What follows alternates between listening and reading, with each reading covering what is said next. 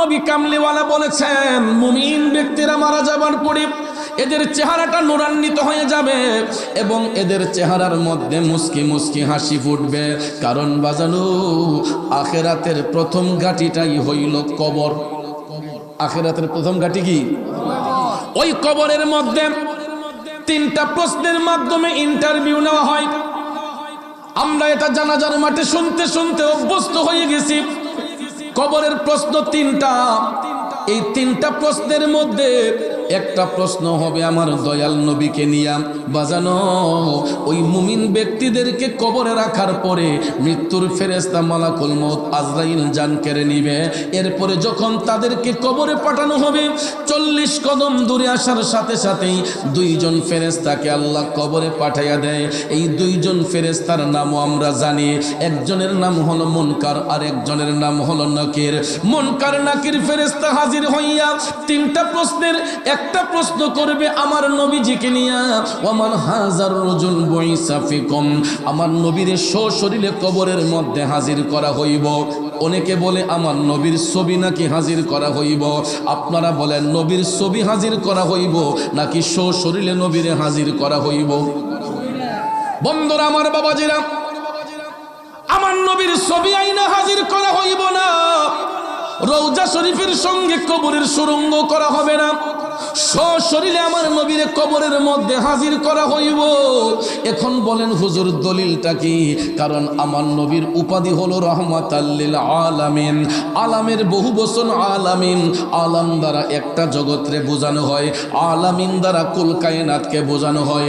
নবী শুধু দুনিয়াতে রহমত নয়, তিনি কবরে রহমত, হাসরে রহমত, মিজানে রহমত, ফুলসিরাতে রহমত, ইহকালে রহমত, পরকালে রহমত। সর্ব জায়গায় আমার নবী রহমত। এই জন্য নবীকে বলা হয় রহমাতাল লিল আলামিন। আওয়াজ করে বলুন ঠিক না বেঠে? জগতের বন্ধুরা রে, ও মুরব্বী বাবাজিরা, আমার সম্মানিত মা ভন্ডা যারা শুনছেন, আমার রাসূলকে সশরীরে কবরের মধ্যে হাজির করা হইব। ওই মুমিন ব্যক্তিকে যখন প্রশ্ন করা হবে ওমান হাজার রাজুল বুইসা ফিকুম, তখন মুমিন ব্যক্তি হাসি মুখে আমার নবীর দেইকা পাগল পারা হইয়া বইলা দিব, হাজা মুহাম্মদুর রাসূলুল্লাহ সাল্লাল্লাহু আলাইহি ওয়াসাল্লাম।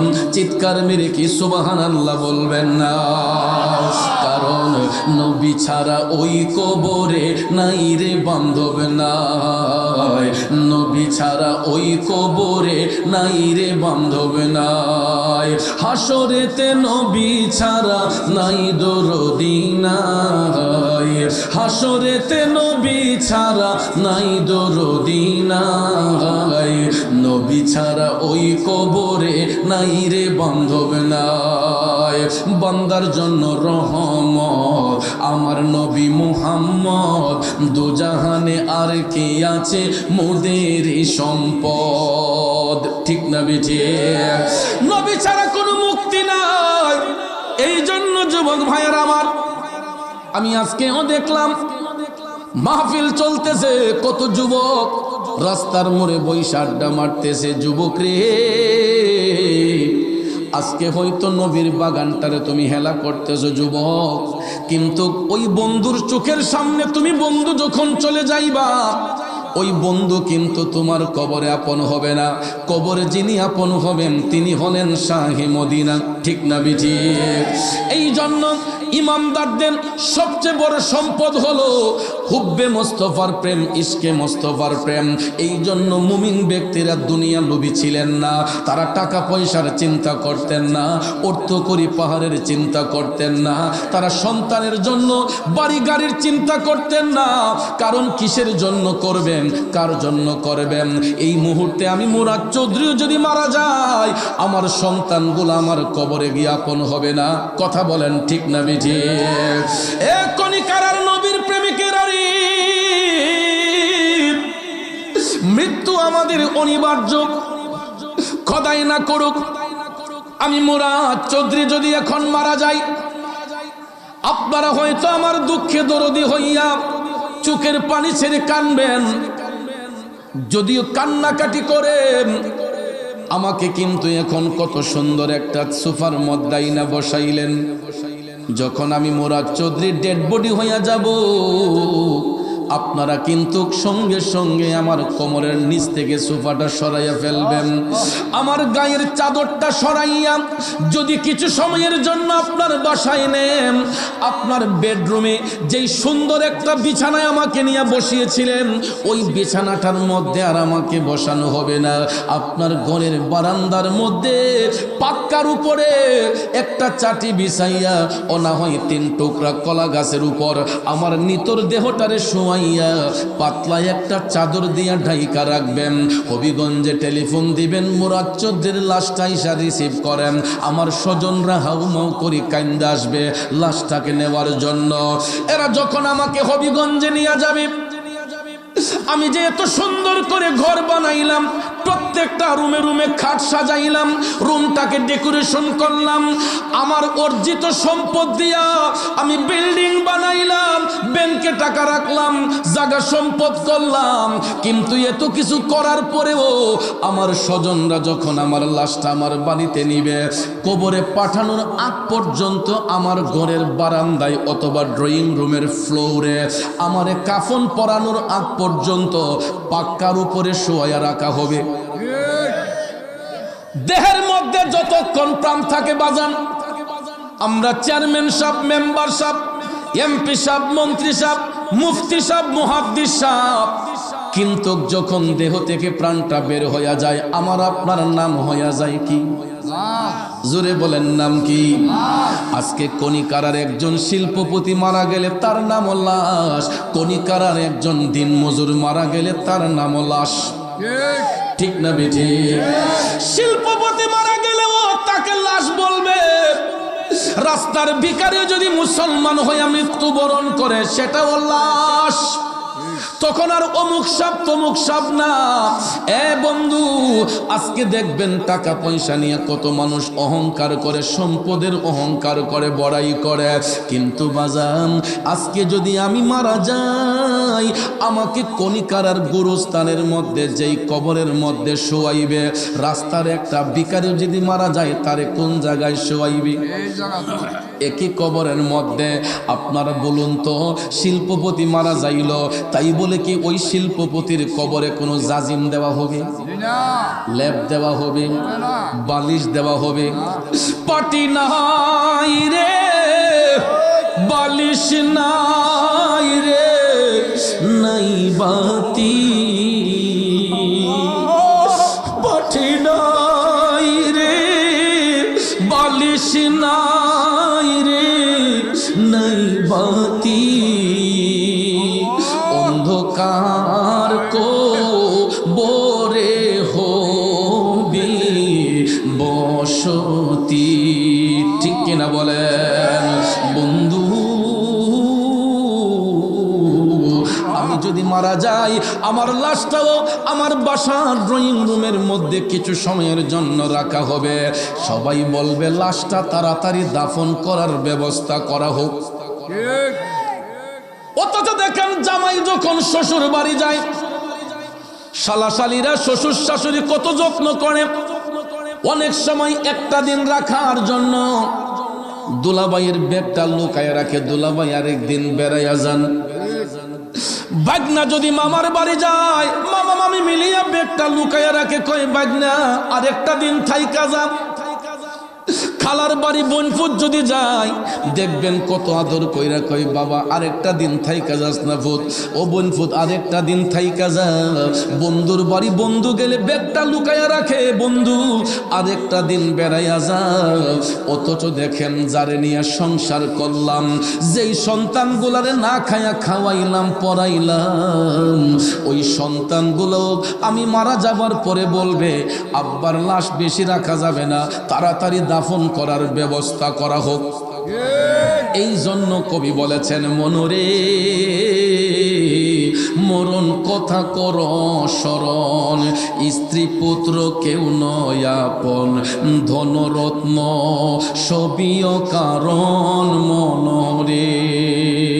ও ভাই তুই মরিলে,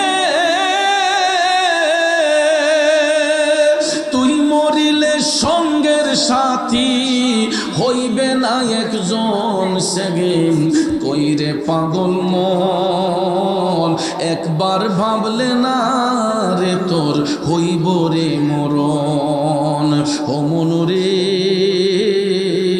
হঠাৎ সে আজরাইলে ফাঁসি দিব তোমার গলে শেষ করিব অসাদের জীবন মনুরে ঠিক কিনা বলেন এখনই কারার বাবাজিরা বন্ধুরা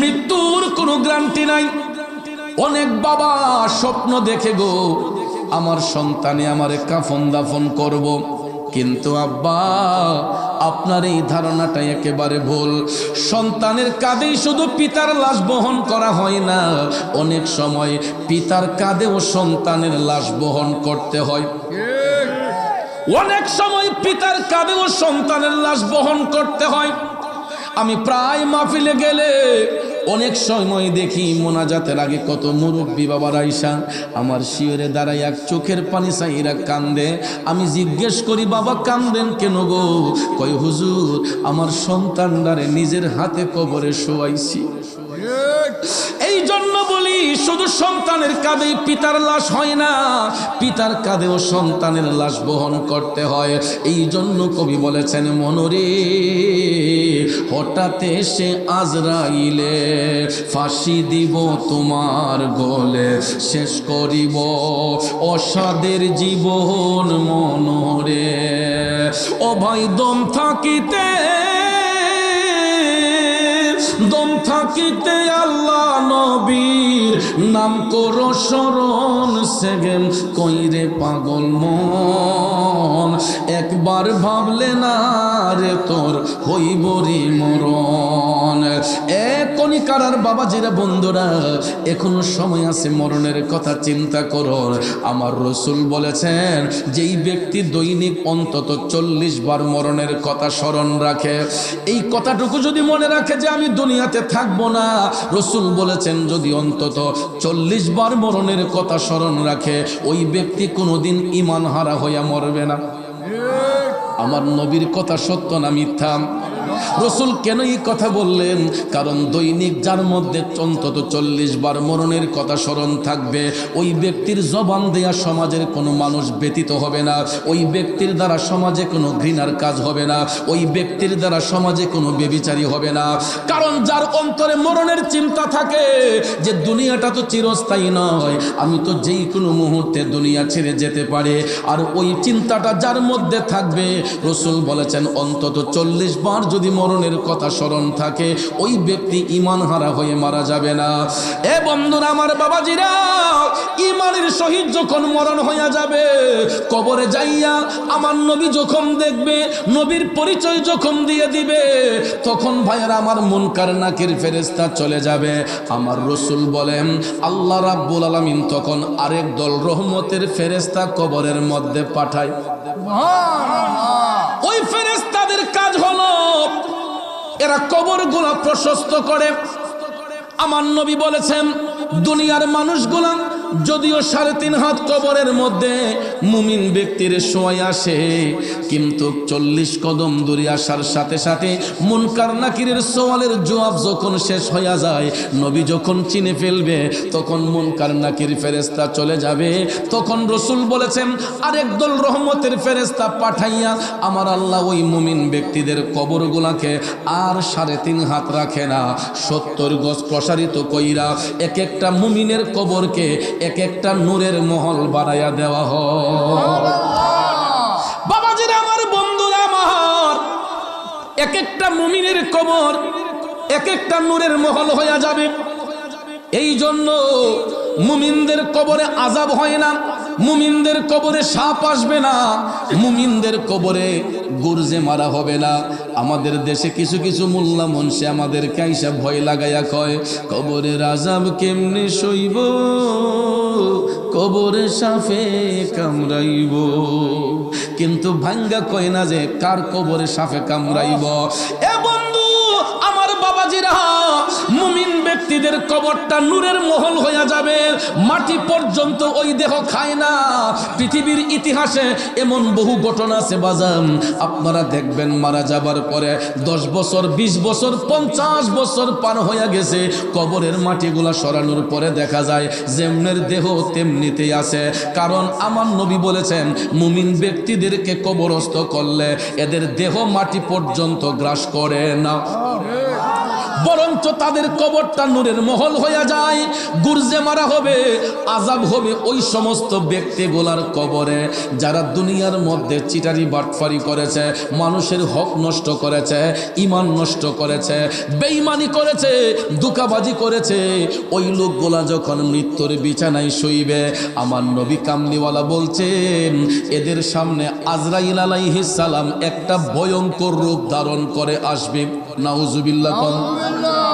মদিনার কামলিওয়ালা নবী, মায়ার নবী, দয়ার নবী বলেন ওই মৃত্যুপথের যাত্রী জাহান্নামী ব্যক্তিটা তার যখন মৃত্যুর যন্ত্রণা হবে, আজরাইল আলাইহিস সালামের পায়ের শব্দ শোনার সাথে সাথে তার মধ্যে একটা হাঁপানি রোগের মতো শুরু হইয়া যাইব। কেমন রোগ? দেখবেন মৃত্যু যখন সন্নিকটে হয়, যখন হাঁপানি রোগের মতো শুরু হয়, আমরা অনেক সময় গ্রাম অঞ্চলের ভাষায় বলি যে লোকটা টানাত ফিরা রয়েছে, কই কিনা যে টানাত ফিরা রয়েছে, তার মানে কি তার সাকারাত শুরু হচ্ছে, যেই কোনো মুহূর্তে ডেড বডি হয়ে যেতে পারে। যখন টানায় পইরা যায়, শ্বাসকষ্ট হয়, তখন দেখবেন আমরা তার আলিয়াউলা যে যেখানে আছে এদেরকে সংবাদ দেই, কিরে অমুক তোর বাপের অবস্থা খারাপ, কি গো অমুক মা তোর বাপের অবস্থা খারাপ, তাড়াতাড়ি দেখবে লইলায়।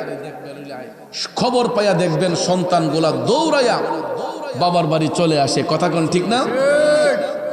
মৃত্যু পথের যাত্রী যখন শ্বাসকষ্টের মতো হয়ে যায়, স্বজনরা দেখবেন চতুর্দিকে ব্যারিকেড দিয়ে বসে, স্বজনরা দেখবেন চতুর্দিকে ব্যারিকেড দিয়ে বইসা, ছেলেমেয়েরা ডাক দিয়া কয় আব্বা আমি আপনার ফুত অমুক, আমার চিনচেন নিব আব্বা, আমি তো আই ভরছি। মেয়েটা ডাক দিয়া কইব আব্বা আপনি চিন্তা করেন না আব্বা, আমি আই পড়ছি, আমি আপনার মেয়ে অমুক। অনয় বিনয় কইরা দেখবেন কত সুরে কত জনে কয় ভাই সাহেব আমি অমুক আই পড়ছি, চিন্তা কইরেন না।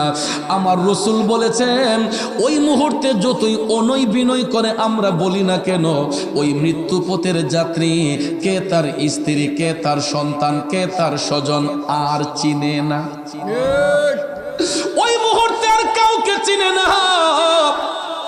আপনারা লক্ষ্য করে দেখবেন দুইটা চোখ বড় কইরা শুধু তাকাইয়া থাকে, আর ওই চোখগুলা যে বড় করে তাকাইয়া থাকে এটা আমাদের দিকে নয়, মৃত্যুর ফেরেশতা মালাকুল মউত আজরাইলের দিকে তাকাইয়া কে তার স্বজন, কে তার সন্তান তাদের কাউকে আর চিনতে পারে না। তখন ওই মৃত্যু পথের যাত্রীর মধ্যে হাঁপানি রোগের মতো শুরু হয়ে যায়।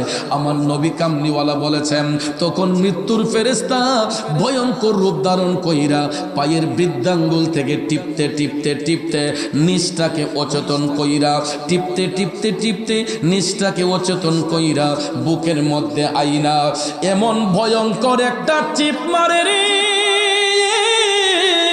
আমার নবী কামলিওয়ালা বলেছেন গলা দিয়া ঘের ঘের শব্দ বের হয়, আর দমটা যখন বের হয় এই আজরাইলের ভয়ঙ্কর থাবায় অনেকের পেশাব পায়খানা বের হইয়া যায়।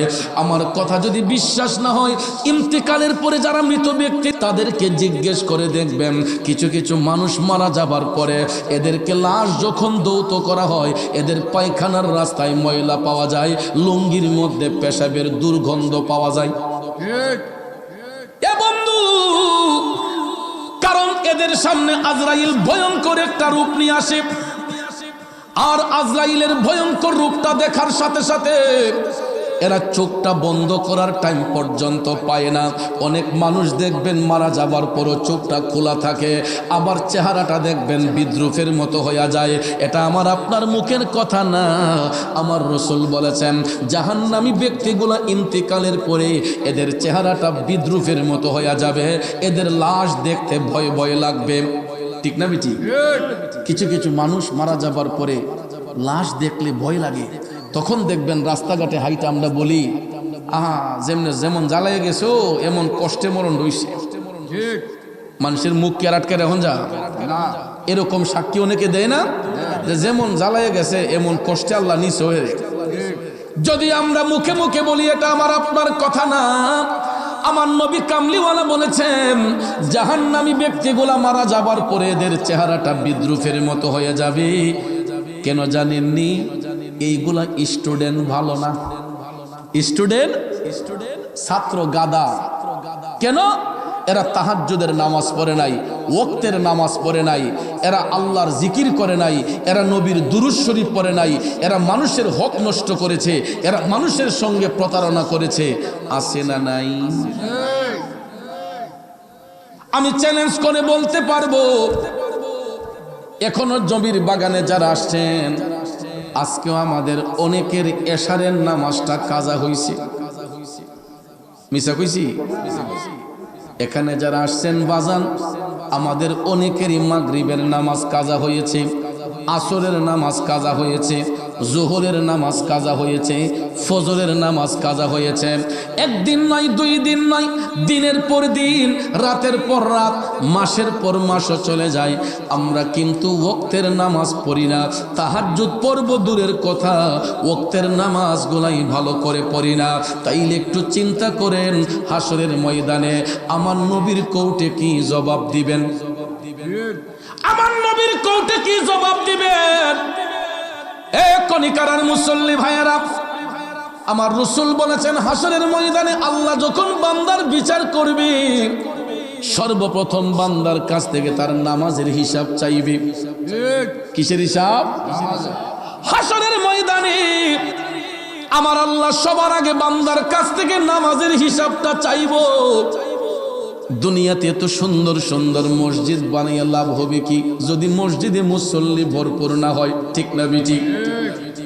এই একটা কনিকারা গ্রামটা ঘুইরা দেখেন, পাড়ায় পাড়ায় মহল্লায় মহল্লায় সুন্দর সুন্দর মসজিদ, কিন্তু মুয়াজ্জিন সাহেব যদি কয় হাইয়া আলাস সালাহ, অনেক মুসল্লিরা কয় তাড়াতাড়ি মসজিদের দ্বার থেকে ফালা।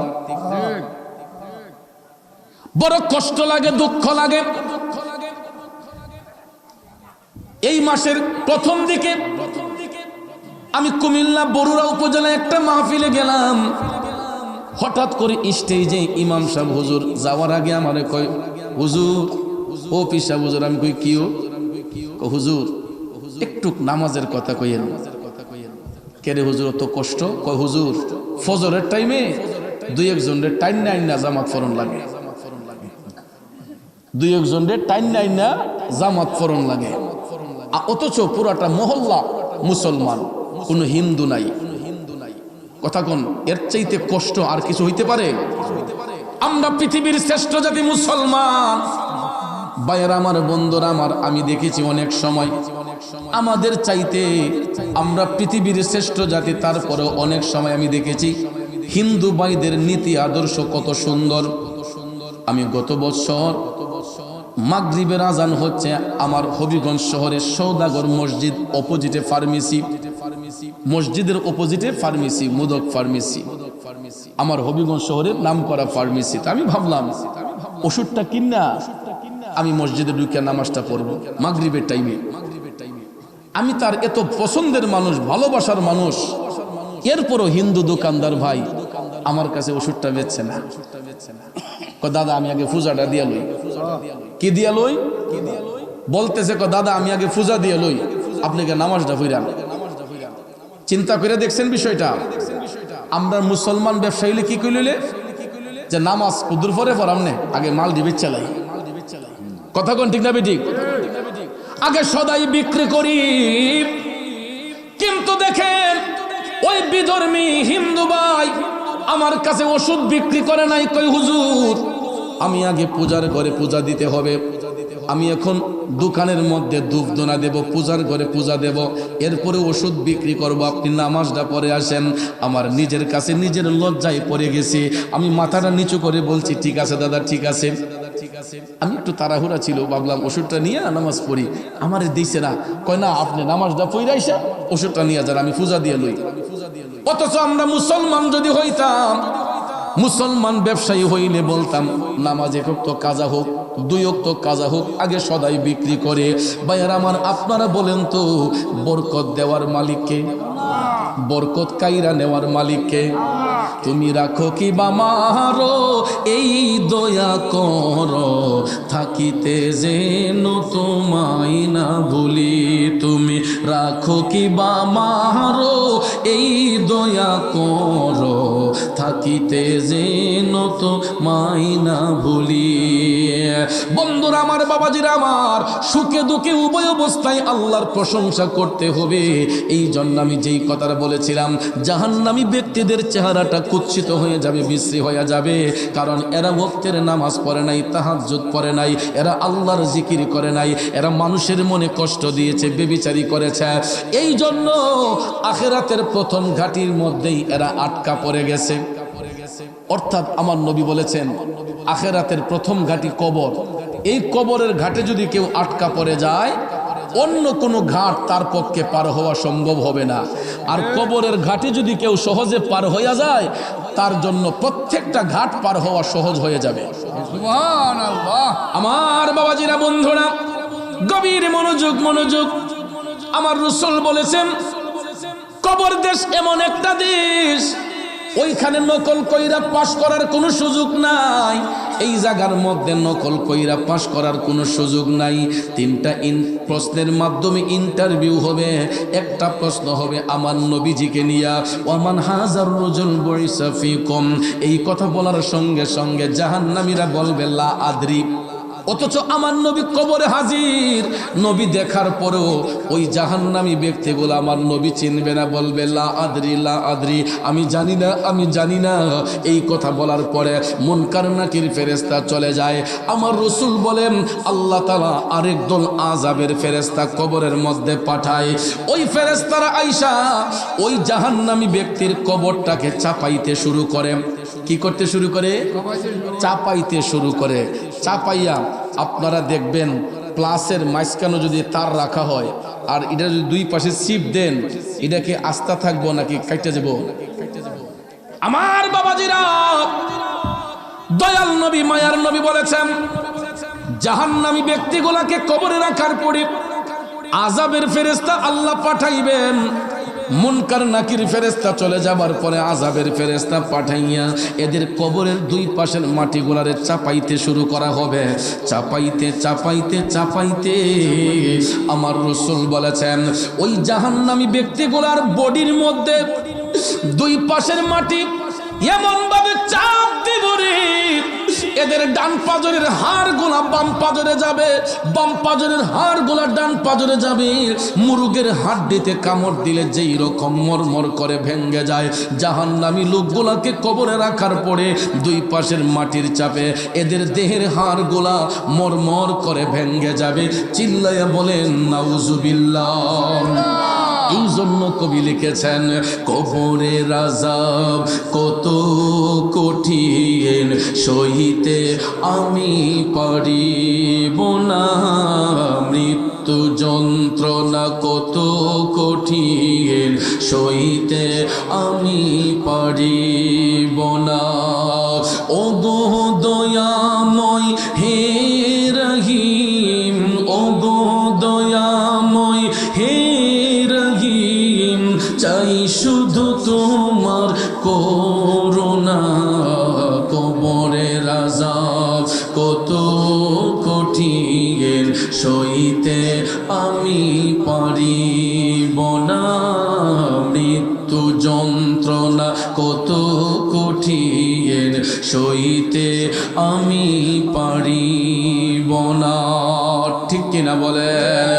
এই জন্য আমার ভাইয়েরা, আমার রাসূল বলেছেন জাহান্নামী ব্যক্তিগুলার কবরে রাখার পরে দুই পাশের মাটির চাপে এদের বডিটা মাটির সাথে মিশে যাবে, পাউডারের মতো ধুলিকণা হইয়া যাইব। কিন্তু রুহের তো মৃত্যু হয় না রে বাজান। ওই রুহগুলাকে আমার আল্লাহ জাহান্নামের মধ্যে পাঠাইয়া দিব। নাউজুবিল্লাহ কোন।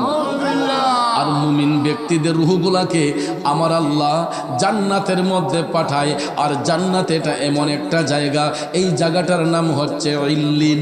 নাম কি? ইল্লিন এটা 7 আসমানের উপরে, আর সিজ্জিন এটা হলো পাতালের শেষ সীমায়, তাহতা সারা পাতালের শেষ সীমায়। সিজ্জিন শব্দের অর্থই হচ্ছে জেলখানা। সিজ্জিন শব্দের অর্থ কি? জেলখানা, অন্ধকারাচ্ছন্ন জায়গা। জাহান্নামী ব্যক্তিগুলা মারা যাবার পরে এদের রুহগুলা কিন্তু ইল্লিনে পাঠানো হবে না, সিজ্জিনের মধ্যে, জেলখানার মধ্যে পাঠানো হবে। আর ওই জায়গাটাও আমার রাসূল নিজ চোখ মুবারকে দেখেছেন। আল্লাহু আকবার বলেন। এ বন্ধুরা আমার, বাবাজিরা, কবরের মধ্যে জাহান্নামী ব্যক্তিগুলাকে কি অবস্থায় রাখা হয়? আমার রাসূল যখন মেরাজ শরীফের মধ্যে গিয়েছিলেন, প্রথম আসমানে যাবার সাথে আল্লাহ তাআলা কোন হাবিবকে জান্নাত এবং জাহান্নাম দেখার পারমিশন দিয়েছিলেন। আমার রাসূল বললেন, জিবরাইল আমি জান্নাত পরে দেখব, আগে আসো জাহান্নামটা দেখে আসে। আমার রাসূল যখন জাহান্নামের গেটে গিয়ে দাঁড়ালেন, এটা অটোমেটিকলি ওপেন হয়ে গেছে। আল্লাহু আকবার। দেখবেন আমাদের দেশে অনেক বড় বড় হোটেল, রেস্টুরেন্টে, বড় বড় ব্যাংকের সামনে গেলে দেখবেন অটো ডোর আছে।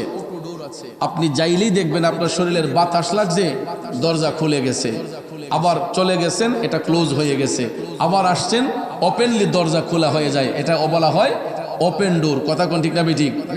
ভাইয়ার আমার, বন্ধুরা আমার, অটো ডোর এটা অটোমেটিকলি খুলে যায়। তো বিজ্ঞানী এটা আবিষ্কার করেছেন, ঠিক না বেঠিক? বিজ্ঞানী এটা একটা সেন্সরের মাধ্যমে এই অটো ডোরের আবিষ্কার করেছেন। এখন আমি যদি বিজ্ঞানীকে জিজ্ঞেস করি, বিজ্ঞানী ভাই আপনি যে অটো ডোরের আবিষ্কার করলেন, কোন জিনিসটাকে রিচার্জ করে করেছেন? বিজ্ঞানী আপনাকে বলে দিবে, আমার নবীর মেরাজ সফরকে রিচার্জ করে আমি অটো ডোরের আবিষ্কার করেছি। বন্ধুরা আমার, বাবাজিরা, রাসূল যখন জাহান্নাম দেখতে প্রবেশ করলেন, জাহান্নামের গেটে দাঁড়ানোর সাথে সাথে এটা অটোমেটিকলি ওপেন হয়ে গেছে। আমার নবী জাহান্নামে ঢুইকা জাহান্নামের ফেরেশতা আমার রাসূলকে সালাম দিলেন। সালাম দেওয়ার পরে আমার রাসূল জাহান্নামে ঢুইকা দেখতেছেন, দুর্গন্ধ লাগতেছে, আর জায়গাটা খুব অন্ধকার। জায়গাটা খুব অন্ধকার। নবীর প্রেমিকেরা জাহান্নামে প্রবেশ কইরা অন্ধকার দেখতে দেখতে হঠাৎ করে দয়াল নবী দেখতে পেলেন কিছু কিছু কবর দেখা যায়, কিছু কিছু কবর দেখা যায়। ওই কবরের মাটিগুলা ফাইটা আগুনের ফুলকিগুলা উপর দিকে উঠতেছে, আর কবরের ভিতরে কারা যেন বিদ্রুপের মতো চিৎকার করে কান্নাকাটি করতেছে। জোরে কন্যা নাউজুবিল্লাহ। নবী আমার টপ টপ করে চোখের পানি ছেড়ে কান্না শুরু করে দিলেন। জিবরাইল আলাইহিস সালাম ডাক দিয়ে বলতেছেন, নবী গো,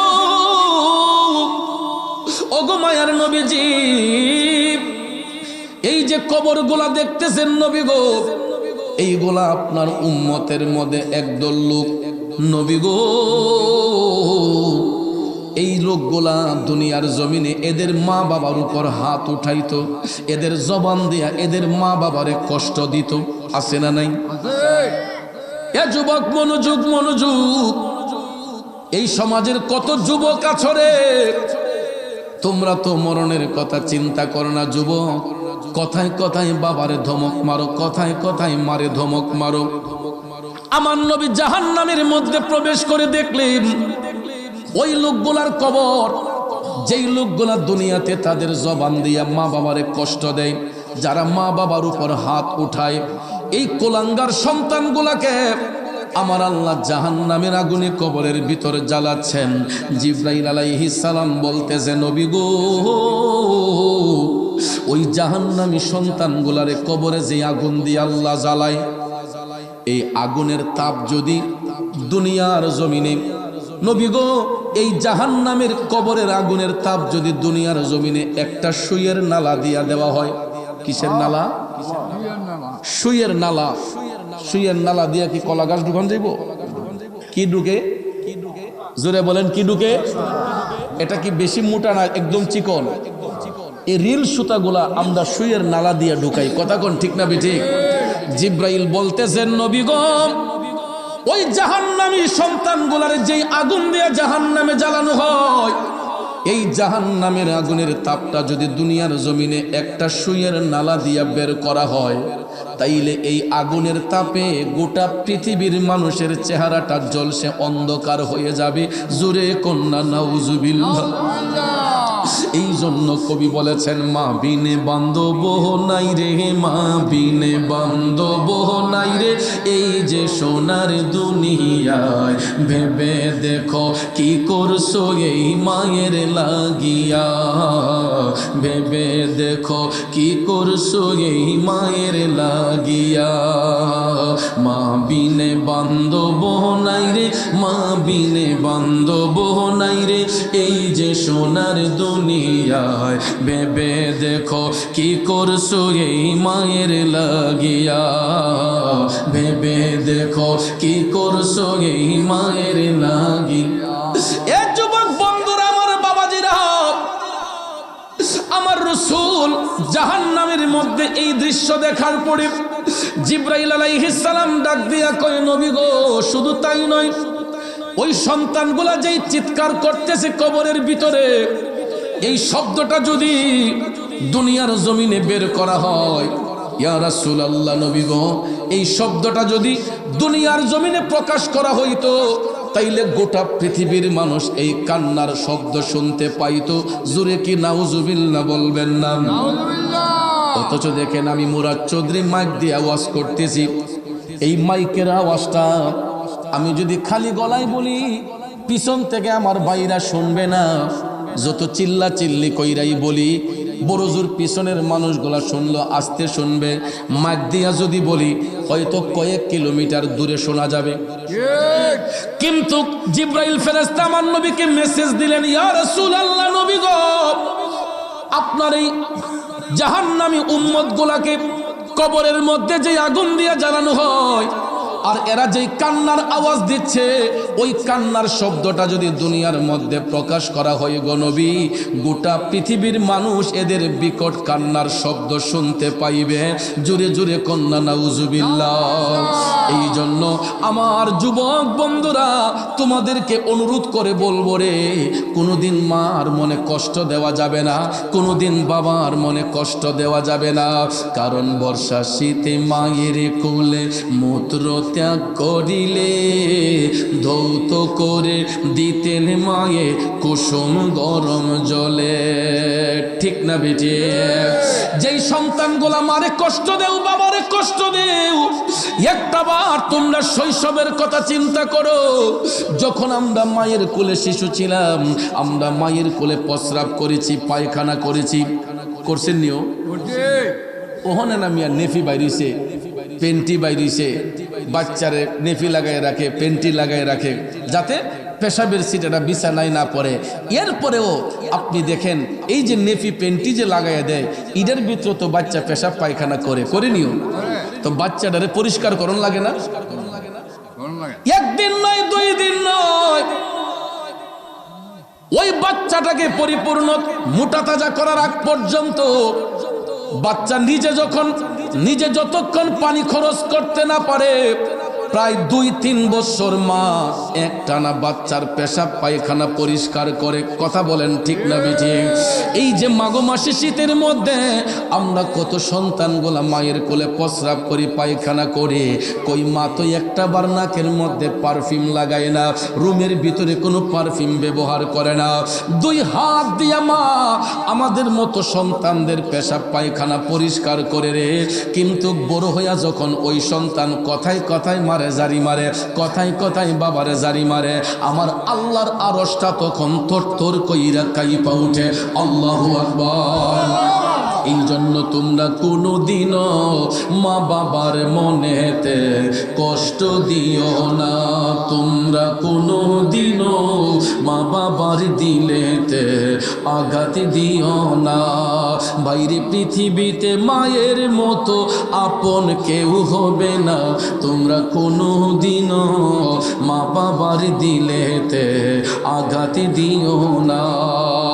এ যুবক ভাই, জাস্ট এতটুক বলে গেলাম, আমার নবী জাহান্নামের মধ্যে ওই সমস্ত অবাধ্য সন্তানগুলারে দেখেছেন যারা মার উপর হাত তোলে, বাবার উপর হাত তোলে।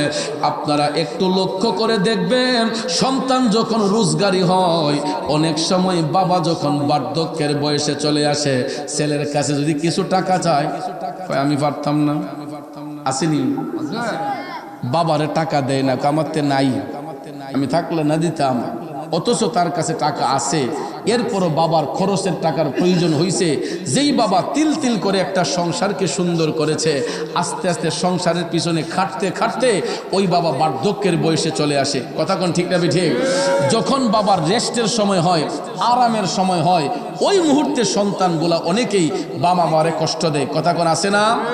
বাবার দিলে আঘাত দেয়, মার দিলে আঘাত দেয়। তখন ভাইয়ের আমার, ওই মা বাবা অন্তর থেকে অভিশাপ দেয় না, মা বাবার মনের মধ্যে যে কষ্টটা আসে, এই কষ্টটা আমার আল্লাহর আরশে যাইয়া আল্লাহর আরশটা থরথর করে কাইপা উঠে। আল্লাহু আকবার বলেন। এই জন্য কনিকারার যুবকদেরকে বলবো, সারাদিন পিসা বুজুর্গের মাথায় নিয়ে রাখেন, কোনো কাজ হবে না যদি মার মনে কষ্ট দেন। সারাদিন পিসাব লইয়া ঘুরেন, কোনো কাজ হবে না যদি বাবার মনে কষ্ট দেন। কথা বলেন ঠিক না বেঠিক? পিতা মাতার খেদমত, পীর মুর্শিদের সহবত, ওলি আল্লাহর সাহবতে যাবেন কিসের জন্য? ঈমান আকীদাকে মজবুত করার জন্য। আর মা বাবার খেদমত করবেন আখিরাতের রাস্তাকে পরিষ্কার করার জন্য। কথা বলেন ঠিক কিনা? স্রষ্টার ইবাদত, নবীজির মহব্বত, মাতা পিতার খেদমত, পীর মুর্শিদের সহবত, এই চারটা ধারা যেই ব্যক্তি মেনে চলবে, ওই ব্যক্তির রাস্তা কোনোদিন আটকিবে না, সে কোনো ঘাটে আটকা পড়ে থাকবে না। স্রষ্টার ইবাদত, নবীজির মহব্বত, মাতা পিতার খেদমত, ওলি আল্লাহর সহবত, পীর মুর্শিদের সহবতে যাবেন, টাচে যাবেন, আর খেদমত করবেন মা বাপের, মহব্বত অন্তরে রাখবেন নবীজির, আর ইবাদত করব আল্লাহর। কথা কোন ঠিক কিনা? এই চারটা জিনিস দিয়ানে খেয়ালে রাখবেন, তাইলে দেখবেন আপনার রাস্তা একদম পরিষ্কার। আরেকটা কথা বইলা যাই, যেই সন্তানের উপর মা বাবা রাজি থাকে, এই সন্তান কোনোদিন বিপদগ্রস্ত হয় না। মা বাপ যেই সন্তানের উপর সন্তুষ্ট থাকে, ওই সন্তান কোনোদিন অভাবগ্রস্ত হয় না। যেই কোনো উসিলায় আল্লাহ তাকে উঠাইয়া দিবে। আর মা বাবার দিলের মধ্যে আঘাত দিয়া আপনি কোটি টাকার মালিক হন, আপনার এই সম্পদের মধ্যে বিন্দু মাত্র বরকত আসবে না।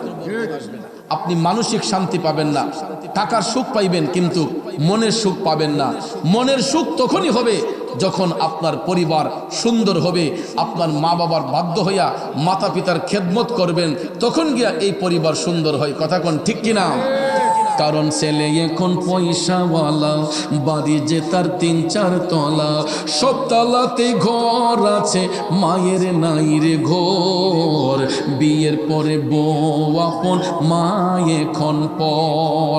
আসেনি মিয়া? অনেক সন্তান মা বাবা অনেক চেষ্টা করে, অনেক কষ্ট করে বাচ্চাটারে মানুষ করে, ছেলেটারে উপযুক্ত করে, যখন ছেলেটাকে বিবাহ বন্ধনে আবদ্ধ করে 15 দিনও পার হয় না, ম্যাডাম আইয়া কয়, তোমার মা বাপ নিয়ে খাওয়া আমার পক্ষে সম্ভব না, আমাদের ভবিষ্যৎ আছে না। কই কি কয় না? দেখেন মাত্র 2.5 দিন হয়েছে আইসে, ওহনি কয় আমরার ভবিষ্যৎ আছে না। অথচ যেই বাবা তিল তিল করে সংসারটাকে উন্নত করলো, এই বাবার আর কোনো মূল্য থাকে না। কিছু কিছু ছেলে আছে হয়তো বউর পক্ষ নয়, আর নাইলে মা বাবার মন জয় করে। কথা কোন আছে না? তা মা বাবা আসল না বউ আসল?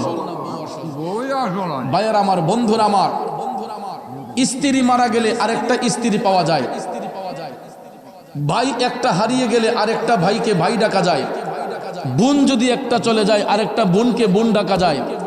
কিন্তু মা বাবা যদি হারিয়ে যায়, পৃথিবীর এই শূন্যস্থান পৃথিবীর কোনো নারী পুরুষ দিয়ে পূরণ করা সম্ভব না। সব শূন্যস্থান পূরণ করা যায়, এই 2টা শূন্যস্থান পূরণ করা যায়।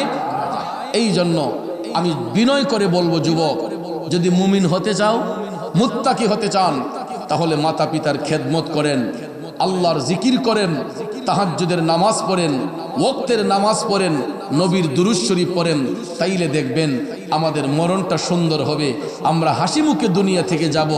আর যদি এই রকম অভ্যাস আমরা করতে না পারি তাহলে তো জাহান্নাম আমাদের জন্য অবধারিত। কথা বলেন ঠিক কিনা? একটু দুরূদ শরীফ পড়ুন। আল্লাহুম্মা সাল্লি আলা সাইয়্যিদিনা মুহাম্মাদ নাবিয়্যিনা শাফিয়ানা মাওলানা মুহাম্মাদ নাবিয়ানা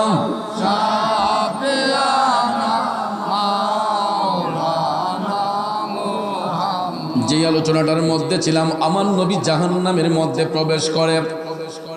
সন্তানদের অবস্থা দেখলেন, যারা মা বাবার মনে কষ্ট দেয়, এদের আযাবের দৃশ্য দেখলেন। এই রকম ভাবে আমার নবীজি জাহান্নামের মধ্যে অনেক ঘটনা দেখেছেন, যেইগুলা বলতে গেলে রাত পার হয়ে যাবে, এরপরও বলে শেষ করা যাবে না। এবার আসুন, জাহান্নামের কথা শুনলে আপনাদের আতঙ্কে পড়ে যাবেন। এবার জান্নাতের শুভ সংবাদটা দিয়ে যাই। আমার রাসূল জাহান্নাম দেখার পরে বের হয়ে যখন জান্নাতের গেইটে দাঁড়ালেন, জান্নাতের গেইটে দাঁড়ানোর সাথে সাথে দরজাটা ওপেন হয়ে গেছে। আমার রাসূল জান্নাতের গেট দিয়ে প্রবেশ করলেন। প্রবেশ করার পরে নবী দেখতেছেন সুন্দর গ্রান আইসা নাক মুবারকে লাগতেছে, খুব সুন্দর একটা খুশবু লাগতেছে। হঠাৎ করে আমার নবী তাকাইয়া দেখেন বিশাল বড় একটা প্রাসাদ দেখা যায়। এক একটা প্রাসাদের ভিতরে এক একজন পুরুষ লোক, 70 জন বেহেশতের হুর গেলমান আর 70,000 নূরের ফেরেশতা এদেরকে পাহারা দিচ্ছে। নবীজি মুস্কি মুস্কি হাসতেছেন। আমার নবী কই, ও জিব্রাইল, এটা কি দেখতেছি? একটা পুরুষ 70 জন বেহেশতের হুর গেলমান আর 70,000 ফেরেশতাদেরকে পাহারা দিচ্ছে। জিব্রাইল আলাইহিস সালাম কই, নবী গো, আপনি যেই প্রাসাদগুলা দেখতেছেন, এই প্রাসাদগুলা আপনার উম্মতের মধ্যে যারা সাধারণ জান্নাতি। কেমন জান্নাতি? সাধারণ জান্নাতি যারা। জান্নাতেরও কিন্তু স্তর আছে মিয়া। জান্নাতের 8টা স্তর। কয়টা? 8টা স্তরের মধ্যে এটা সর্বনিম্ন স্তর। জিব্রাইল ফেরেশতা বলতেছেন, ইয়া রাসূলুল্লাহ, আপনার উম্মতের মধ্যে যারা সাধারণ জান্নাতি, এই সাধারণ জান্নাতীদের জন্য এরকম প্রাসাদ, এক একজন পুরুষের জন্য 70 জন বেহেশতের হুর গেলমান, 70,000 নূরের ফেরেশতাদের সিকিউরিটি গার্ড। আর এই প্রাসাদের আয়তন সম্পর্কে বলা হয়েছে দুনিয়া সমপরিমাণ। পৃথিবীটা যত বড়, জান্নাতি একটা লোকের জন্য এক একটা প্রাসাদ এই দুনিয়া সমপরিমাণ এক একটা প্রাসাদ সাধারণ জান্নাতীদের জন্য। তার মানে বোঝা গেল যারা জান্নাতের আলা মাকাম লাভ করবে তাদের জন্য দুনিয়ার চাইতে বড় আরো কিছু আল্লাহ বানায়া রাখছে। কথা কোন ঠিক না ঠিক? 10টা পৃথিবী সমান এক একটা জান্নাতও আমার আল্লাহ বানায়া রাখছে শুধুমাত্র মুমিনদের জন্য, নেককারদের জন্য, ইমানদারদের জন্য। তাইলে বলুন, আমরা ইমানদার হতে চাই কি চাই না? নবীরে ভালোবাসা না বাইসা? এই জন্য আশেক কয়, প্রেমিক কয়, নবী নবী কইরা আমার মরণ যেন হয় গো, নবী নবী কইরা আমার মরণ যেন হয়। ভাইরে ওই মরণে পাইব শান্তি, ওই মরণে পাইব শান্তি থাকবে ওই নবী নবী কইরা আমার মরণ যেন হয় গো, নবী নবী কইরা আমার মরণ যেন হয়। ঠিক কিনা বলেন? তাইলে আসুন ওই নবীর মোহব্বত অন্তরে নিয়া আমরা নবীজির একটা সালাম দেব। সালামটা দিয়া একটা চমৎকার জিকির হবে আজকে। রাজি আছেননি? সবাই রাজি আছেন তো? জিকির হবে আদবে না বিয়াদবিতে? অনেক সময় জিকিরের মধ্যে অনেক যুবকরা বিয়াদবি করে, হাসি ঠাট্টা করে, এক দুজনে নাচানাচি করে, আরেকজনে গিয়ে ভিডিও করে, পরের দিন টিকটক সাইরা জিকির নিয়ে তামাশা করে। আছে না? আমি কিন্তু বড় মজলিসে টাটকা শরম দিয়ে দিই। যারা দাঁত বার করে হাসে একদম তাজা শরম দিয়ে দেই, যাতে জীবনে কোনোদিন আর নবীর বাগান আইসা আল্লাহর জিকির নিয়ে কান্না করে। ওই দিন দিছিলাম একটা মাহফিলে, ইয়েতে এই শ্রীরামপুর এবং হুরুয়াতে দিছিলাম। আরেকটা তাজা শরম দিছিলাম এই লাফাং এক মাহফিলে, নবীনগরের ছেলেগুলাই একদম তরতাজা শরম দিছি। যদি আর জীবনে বাচ্চা থাকে আর কোনোদিন ওয়াজ মাহফিলে গিয়া জিকির লিয়া তামসা করতো না। আমার কথা হলো আমার প্যান্ডেলের ভিতরে এরকম নাচানাচি তামাশা চলবে না। যদি জিকির করেন আদবের সহিত জিকির করতে হবে, কারণ জিকির হলো আফদালুল ইবাদত। এবাদতের মধ্যে উত্তম এবাদত হলো জিকির। আর এই জিকির দিলে কালবের ময়লা পরিষ্কার হয়, কালব নূরান্বিত হয়। লৌহেতে জং ধরলে যেরকম হাতুড়ি দিয়ে বাড়ি দিলে লৌহের জং দূর হয়, ঠিক তদ্রূপভাবে কালবের মধ্যে আল্লাহর জিকির দিয়ে আঘাত করলে এই কালবকে আল্লাহ নূরান্বিত বানিয়ে দেয়, কালবের ময়লা পরিষ্কার হয়। কথা কোন ঠিক না বেঠিক? তো এই জন্য আমি আপনাদেরকে আগে ভাগে সিগন্যাল দিয়ে রেখেছি, জিকিরের সময় অনুরোধ থাকবে কেউ কোনোদিন দাঁত বের করে হাসবেন না, কারণ জিকির তো কোনো হাসির ইবাদত না। জিকির হবে আদবের সহিত করা, যাতে করে আমাদের দিল তাজা হয়, কালবের ময়লা দূর হয়। এই জন্য আমি আগে ভাগেই সিগন্যাল দিয়ে রেখেছি, যদি কেউ দাঁত বের করে হাসেন বা এরকম তামাশা করেন, তাহলে আল্লাহর হস্তে আপনি প্যান্ডেলের সীমানা ছেড়ে চলে যাবেন। আপনার জন্য বহু জায়গা জমিনে আছে, কিন্তু প্যান্ডেলের ভিতরে দাঁত বের করে তামাশা করে মস্কারা করে জিকির করা যাবে না। আল্লাহ যেন কবুল করে। এই মাহফিল হওয়াতে আপনারা কি খুশি না বেজার? আজকে আমার মনে অনেক আনন্দ। এই কনিকারা গ্রামে যুগের উপরে হয়ে গেছে, আমি আসতেছি প্রায় এক যুগের উপরে হয়ে গেছে। আমি আপনাদের এই গ্রামের মানুষের সাথে চলাফেরা, উঠা বসা, আমার অনেক মায়ার মানুষ, মহব্বতের মানুষ দুনিয়া ছেড়ে আজকে চলে গেছেন। এই গুরুস্থানে তারা শুয়ে আছেন, তাদের রূহ হয়তো আমাদের দিকে তাকাই আছে। তো আমার অনেক ভক্ত মুরিদ এই কনিকারা গ্রামে আছে, যারা আজকে ঐক্যবদ্ধ হয়ে তানঘাট লতিফিয়া দরবার শরীফের মুরিদান যারা আছে, তারা এই মাহফিলটা আঞ্জাম দিয়েছেন। তো এই মাহফিলটা যাতে প্রতি বছর জারি থাকে, আপনারা এই দিকে দৃষ্টিপাত রাখবেন। এই যে আপনারা আসছেন, কত একটা আনন্দ, কত একটা সুন্দর। আমার সদ্য বড় ভাই, এই গ্রামের বিশিষ্ট মুরব্বী হাজী শিশু মিয়া সাহেব সহ আরও অনেক বরেণ্য ব্যক্তিরা এখানে উপস্থিত আছেন, যাদেরকে দেখলে অত্যন্ত মায়া লাগে, মহব্বত লাগে। ভাইয়ার আমার, বন্ধুরা আমার, এই মায়ার মানুষদের জন্য আল্লাহ আরও দীর্ঘ হায়াত দান করে, সকলে আমিন কন। বিশেষ করে আমার সদ্য বড় ভাই, যেই লোকটা আমাকে অন্তর থেকে আমাকে ভালোবাসতেন, মহব্বত জবান খুলে লা ইলাহা ইল্লাল্লাহ, আর জুড়ে লা ইলাহা ইল্লাল্লাহ, ও লা ইলাহা ইল্লাল্লাহ, লা ইলাহা ইল্লাল্লাহ, মুহাম্মাদুর রাসূলুল্লাহ সাল্লাল্লাহু আলাইহি ওয়াসাল্লাম।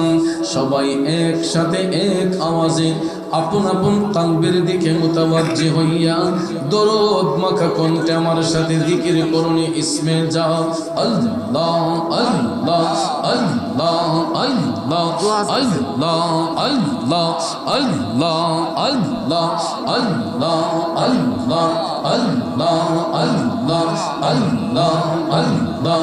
আল্লাহর নবী, নূরের নবী, আল্লাহর নবী, নূরের নবী, যাহার নাই যে তুলনা, নূরে ঝলমল ঝলমল করে সোনার মদিনা। আল্লাহর নবী, নূরের নবী, আল্লাহর নবী, নূরের নবী, যাহার নাই গো তুলনা।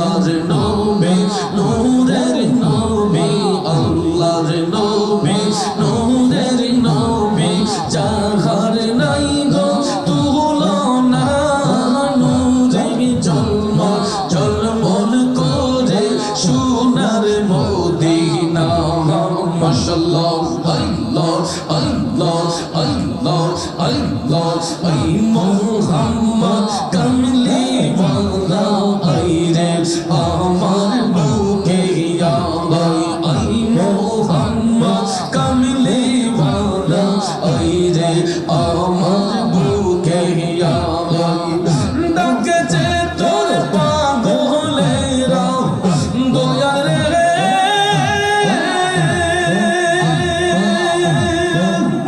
ডাকেছে তোর পাগলেরা শান্তি দে মোর কলি জাহাজ আই মোহাম্মদ কামলি ওয়ালা আই রে আমার বুকে আই আই মোহাম্মদ মদিনা ওয়ালা আই রে আমার বুকে আই আল্লাহ আল্লাহ আল্লাহ চাঁদ সূরজ গ্রহ তারা জিন ইনসানের ফেরেশতারা চাঁদ সূরজ গ্রহ তারা জিন ইনসানের ফেরেশতারা দিন রজনী চাইছে তারা দয়াল রে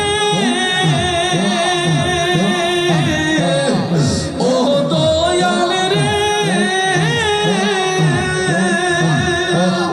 দিন রজনী চাইছে তারা ফুল তুলে দিতে গোলাই আই মোহাম্মদ কামলি ওয়ালা আই রে আমার বুকে আই আই মোহাম্মদ মদিনা ওয়ালা আই রে আমার বুকে আই আল্লাহ আল্লাহ আল্লাহ আল্লাহ ফকির দরবেশ বাদশাহ বলি দলিতে সেই ফুলের কলি দয়াল রে ও দয়াল রে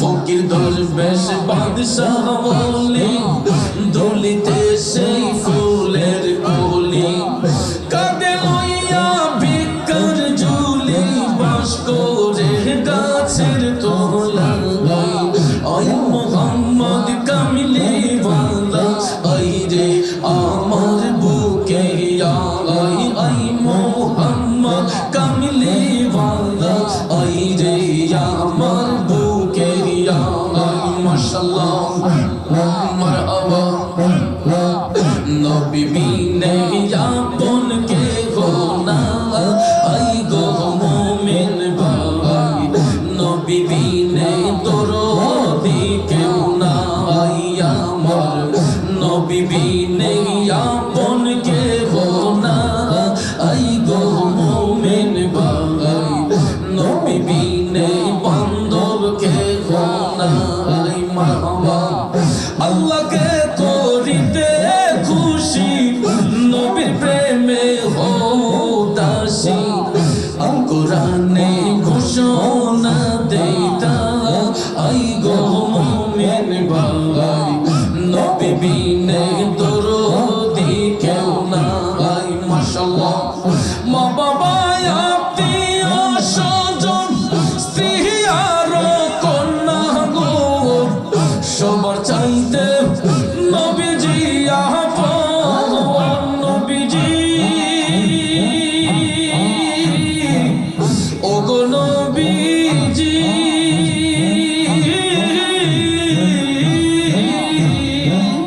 মা বাবা আত্মীয় স্বজন স্ত্রী আর কন্যা গো সবার চাইতে নবীজি আপন নবীজিকে জানের চাইতে ওদের ভালো না বাসিলে নবীজিকে জানের চাইতে ওদের ভালো না বাসিলে হাদিসে কয় তাহারি মান্না আই গো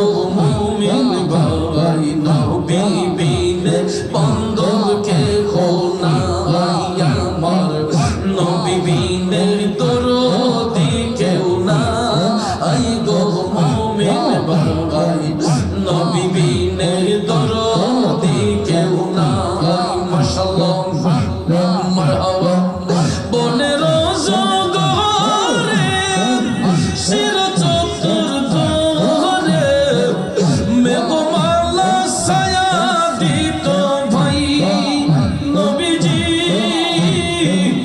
ওগো নবীজি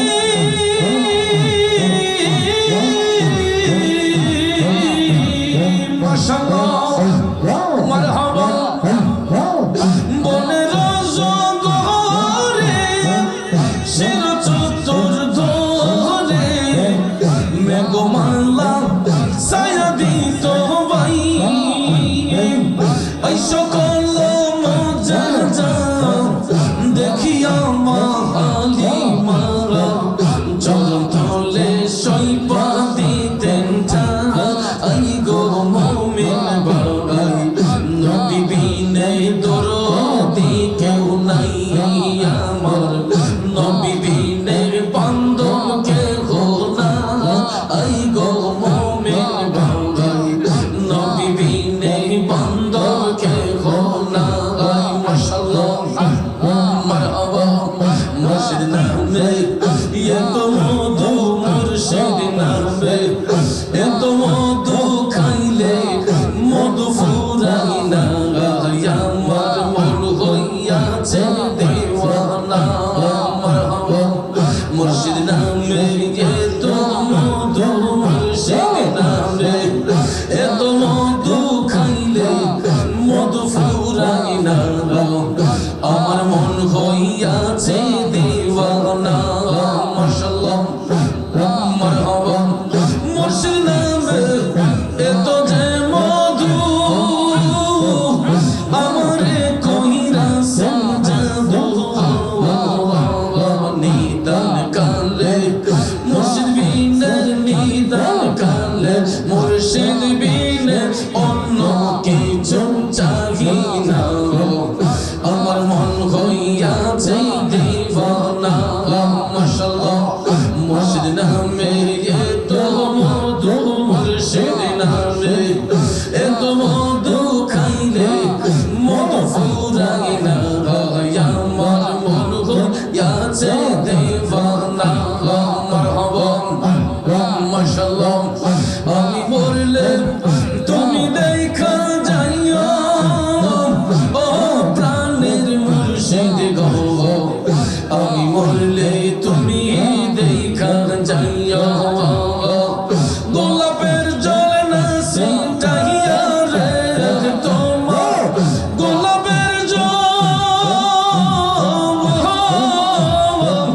গোলাপের জল না সিটাইয়া রে তোমার পায়ের ধুলি দিও ও প্রাণের মুর্শিদ গো আমি মরলে তুমি দেখা যাইও আমি মরলে তুমি দেখা যাইও মাশাআল্লাহ মারহাবা মুর্শিদ আমার বলতে আমার আমিন আমার আর তো কিছু রইল না বাকি তুমি মুর্শিদ দয়া যে করিও ও দয়ালো মারহাবা তুমি কাঁদাও যত কাঁদব তত কাঁদাও তোমার ইচ্ছে মতো গো বান্ধব হইয়া আমায় পার করিও ও প্রাণের মুর্শিদ গো আমি মরলে তুমি দেখা যাইও আমি মরলে তুমি দেখা যাইও গোলাপের জল না ছিটাইও রে তোমার পায়ের ধুলি দিও ও দয়া মুর্শিদ গো আমি মরলে তুমি দেখা যাইও মাশাআল্লাহ মারহাবা মুর্শিদ আছে বাকি দেব বাকি নাই আমার বলতে আমার আমি আমার ছবি তুমি বুঝা লইও ও দয়ালো মাশাআল্লাহ নিদান কালে পার করিও তুমি মুর্শিদ আমার হইও গো তুমি নিদান কালে পার করিও তুমি মুর্শিদ আমার হইও গো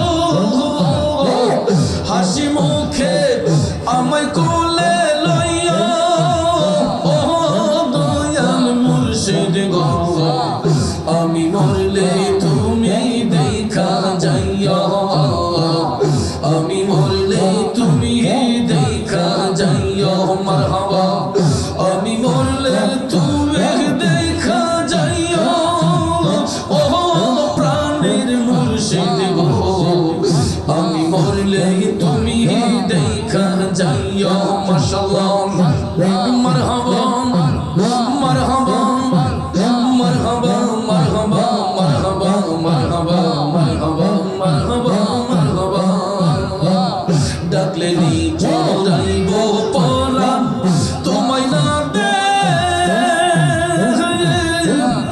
একলে নয়নের মুর্শিদ খর মুর্শিদ যাই তোমার মোহনে ডাকলে নি চড়াইব পরাণ তোমায় না দে একলে নয়নের কামাল শাহ কর মুর্শিদ জালাই তোমার মোহনে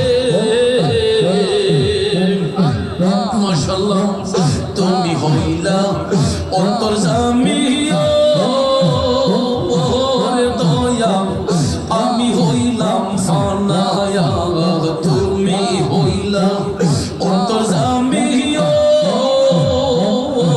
আতাশা আমি হইলাম ফানা আমার মাঝে কি জন আছে আমি রাখতাম তোমায় মনরে মুর্শিদ কর মুর্শিদ জাগালয় তোমার মনে মাশাআল্লাহ মারহাবা গড়ে গড়ে প্রেম বিলাইলা ও দয়াল যাচিয়া যাচিয়া কামাল শাহ গড়ে গড়ে প্রেম বিলাইলা ও দয়াল যাচিয়া যাচিয়া আমায় বুঝে রাখছো রে তুমি জালা আইয়া পুরায়া গো মুর্শিদ কর মুর্শিদ জালাই তোমার মনে ডাকলে নি জোরাইব পরাণ তোমায় না দে একলে নয়নের কামাল শাহ কর মুর্শিদ জালাই তোমার মনে মারহাবা মাশাআল্লাহ আজ নাই রে দোবে আজ নাই রে ধোব মুশকিল কুশার নাম লাও করিয়া যত ভবে আর নাই রে ধোব মারহাবা মাশাআল্লাহ সুবহানাল্লাহ ওয়ালহামদুলিল্লাহ লা ইলাহা ইল্লাল্লাহ সুবহানাল্লাহ ওয়ালহামদুলিল্লাহ লা ইলাহা ইল্লাল্লাহ লা ইলাহা ইল্লাল্লাহ লা ইলাহা ইল্লাল্লাহ হাসবি রব্বি জাল্লাল্লাহ মা ফি কলবি গায়রুল্লাহ হাসবি রব্বি জাল্লাল্লাহ মা ফি কলবি গায়রুল্লাহ নূর মুহাম্মদ সাল্লাল্লাহ লা ইলাহা ইল্লাল্লাহ আল্লাহু আল্লাহ আল্লাহ আল্লাহ লা ইলাহা ইল্লাল্লাহ লা ইলাহা ইল্লাল্লাহ লা ইলাহা ইল্লাল্লাহ মুহাম্মাদুর রাসূলুল্লাহ সাল্লাল্লাহু আলাইহি ওয়াসাল্লাম। দয়াল নবী মায়ার নবী, দয়াল নবী মায়ার নবী, নবী কোথায় রইলেন শুহিয়া, দেখা দেন গো আল্লাহর হাবিব একবার আসিয়া। নবী গো দেখা দেন গো আল্লাহর হাবিব গোলাম জানিয়া। ও নবীজি ও নবীজি, নবী আপনার কথা মনে পড়লে গো নবী বুক ভাইসা যাই নয়ন জলে, বুক ভাইসা যাই নয়ন জলে। নবী কেমনে থাকি সহিয়া, দেখা দেন গো আল্লাহর হাবিব একবার আসিয়া, দেখা দেন গো নূরের নবী গোলাম জানিয়া। দয়াল নবী গো